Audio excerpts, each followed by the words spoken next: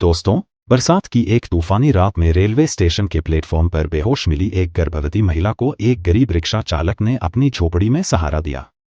लेकिन 6 महीने बाद जब दर्जनों लग्जरी गाड़ियां उसकी गली में आकर रुकीं, तब सामने आया ऐसा सच जिसने पूरे शहर को हैरान कर दिया। दोस्तों, बिहार के एक छोटे से शहर में उस रात मूसलाधार बारिश हो रही थी। आसमान में बिजली लगातार चमक रही थी और सड़कों पर पानी नदी की तरह बह रहा था। रात के लगभग 1:30 बज चुके थे। रेलवे स्टेशन लगभग खाली हो चुका था। कुछ यात्री कोनों में बैठे अपनी ट्रेन का इंतजार कर रहे थे। उसी स्टेशन के बाहर 26 साल का राघव अपना रिक्शा खड़ा किए बैठा था। राघव बेहद गरीब था। उसके पास न पक्का घर था और न कोई बड़ी कमाई। लेकिन पूरे शहर में उसकी पहचान एक मेहनती और नेकदिल इंसान के रूप में थी। उस रात बारिश इतनी तेज थी कि कोई सवारी मिलने की उम्मीद नहीं थी। राघव घर लौटने ही वाला था कि उसकी नजर प्लेटफॉर्म नंबर 3 के पास पड़ी। वहां एक महिला जमीन पर गिरी हुई थी। उसके कपड़े भीगे हुए थे और वह पूरी तरह बेहोश थी। राघव दौड़कर उसके पास पहुंचा। आसपास खड़े लोगों से मदद मांगी, लेकिन कोई आगे नहीं आया। कुछ लोगों ने कहा कि पुलिस को बुलाओ, कुछ ने कहा कि मुसीबत मत पालो। लेकिन राघव का दिल नहीं माना। वह महिला को अपने रिक्शे में बैठाकर सीधे सरकारी अस्पताल ले गया। डॉक्टरों ने जांच के बाद बताया कि महिला कई दिनों से ठीक से खाना नहीं खा पाई थी और अत्यधिक कमजोरी के कारण बेहोश हो गई थी। साथ ही वह 7 महीने की गर्भवती भी थी। होश आने पर महिला ने अपना नाम मीरा बताया। मीरा की कहानी सुनकर राघव की आंखें भर आईं। मीरा की शादी एक बड़े कारोबारी परिवार में हुई थी। उसके पति उससे बहुत प्यार करते थे। लेकिन कुछ महीने पहले एक रहस्यमय हादसे में उसके पति की मौत हो गई। पति के गुजरते ही परिवार के लोगों ने उसे अपशकुनी कहकर प्रताड़ित करना शुरू कर दिया। जब उन्हें पता चला कि मीरा मां बनने वाली है, तो उन्होंने उसे घर से निकाल दिया। परिवार को डर था कि आने वाला बच्चा संपत्ति का वारिस बन सकता है। मीरा कई शहरों में भटकती रही। धीरे धीरे उसके पास मौजूद सारे पैसे खत्म हो गए और आखिरकार वह इस शहर के रेलवे स्टेशन तक पहुंच गई। राघव ने बिना किसी स्वार्थ के मीरा को अपनी छोटी सी झोपड़ी में रहने की जगह दे दी। उसकी बूढ़ी मां भी वहीं रहती थी।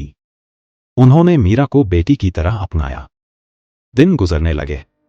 मीरा धीरे धीरे संभलने लगी। वह घर के कामों में हाथ बंटाने लगी। राघव सुबह से रात तक रिक्शा चलाता और मीरा उसकी मां की देखभाल करती। कुछ महीनों बाद मीरा ने एक स्वस्थ बेटे को जन्म दिया। राघव और उसकी मां ने उस बच्चे को अपने परिवार का हिस्सा मान लिया। समय बीतता गया। मीरा पढ़ी लिखी और समझदार महिला थी। उसने देखा कि राघव दिन रात मेहनत करता है, लेकिन कमाई बहुत कम होती है। उसने राघव को सुझाव दिया कि सिर्फ रिक्शा चलाने के बजाय वह स्टेशन के पास सामान ढोने की छोटी सेवा शुरू करे। शुरुआत में राघव को संकोच हुआ, लेकिन उसने मीरा की बात मान ली। मीरा ने हिसाब किताब संभालना शुरू किया। धीरे धीरे काम बढ़ने लगा। कुछ ही महीनों में राघव ने 2 और रिक्शे खरीद लिए। अब उसकी आमदनी पहले से कई गुना बढ़ चुकी थी। लेकिन समाज हमेशा अच्छे लोगों को चैन से जीने नहीं देता। मोहल्ले के कुछ लोग मीरा के चरित्र पर सवाल उठाने लगे। वे कहते कि एक जवान महिला का किसी गैर मर्द के घर में रहना ठीक नहीं है। मीरा यह सब सुनकर दुखी हो जाती। एक दिन कुछ लोगों ने सार्वजनिक रूप से उसका अपमान करने की कोशिश की।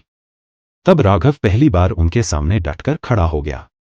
उसने कहा, जिस महिला को तुम लोग ताने मार रहे हो, वह इस घर की इज्जत है। अगर किसी को समस्या है तो पहले मेरी इंसानियत पर सवाल उठाए।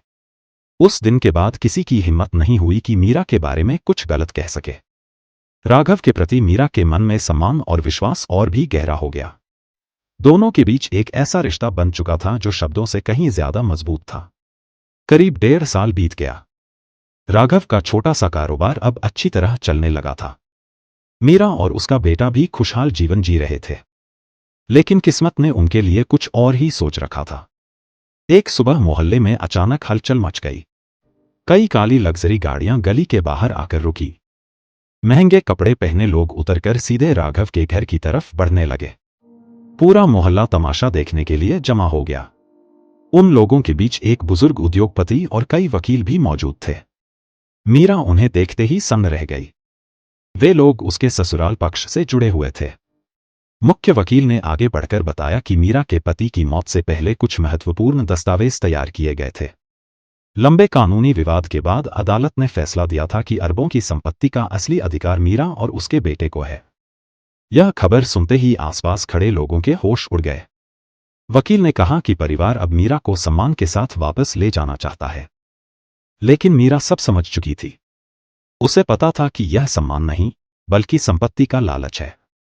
तभी परिवार के एक सदस्य ने राघव की तरफ देखा और मुस्कुराते हुए कहा, तुमने इतना समय इनका ख्याल रखा, इसके लिए तुम्हें अच्छा इनाम मिलेगा। उसने एक बड़ा सूटकेस खुलवाया जिसमें नकदी भरी हुई थी। मोहल्ले के लोग दंग रह गए। लेकिन राघव ने सूटकेस की तरफ एक नजर भी नहीं डाली। उसने शांत आवाज में कहा, जिस मदद की कीमत लगाई जाए वह मदद नहीं सौदा कहलाती है। मैंने इंसानियत निभाई थी, व्यापार नहीं किया। यह सुनकर वहां मौजूद हर व्यक्ति चुप हो गया। मीरा की आंखों से आंसू बहने लगे। उसने महसूस किया कि दुनिया की सारी दौलत भी उस सम्मान की बराबरी नहीं कर सकती जो उसे इस गरीब इंसान के घर में मिला था। कुछ दिनों बाद मीरा अदालत पहुंची। सबको लगा कि वह पूरी संपत्ति अपने नाम करवाएगी। लेकिन उसने ऐसा फैसला लिया जिसने पूरे राज्य में चर्चा पैदा कर दी। उसने संपत्ति का बड़ा हिस्सा अनाथ बच्चों, विधवाओं, गरीब गर्भवती महिलाओं और शिक्षा संस्थानों के लिए समर्पित कर दिया।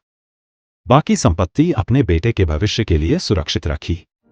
जब पत्रकारों ने उससे पूछा कि उसने ऐसा क्यों किया, तो मीरा ने सिर्फ इतना कहा, जिस दर्द को मैंने झेला है, मैं नहीं चाहती कि कोई और महिला उसे झेले। कुछ महीनों बाद शहर के एक साधारण मंदिर में बेहद सादगी के साथ राघव और मीरा का विवाह हुआ। न कोई दिखावा था, न कोई शोर शराबा। सिर्फ सच्चा सम्मान, विश्वास और प्रेम था। आज भी उस शहर में लोग उनकी कहानी सुनाते हैं और कहते हैं कि इंसान की असली पहचान उसकी जेब से नहीं, बल्कि उसके चरित्र से होती है।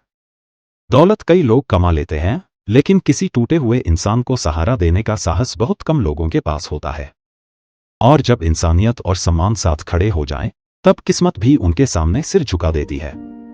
दोस्तों, कहानी आगे बढ़ने से पहले अगर राघव जैसी इंसानियत आपको भी पसंद है तो यह वीडियो अभी शेयर करें अपने उस दोस्त के साथ जिसे इसे जरूर देखना चाहिए।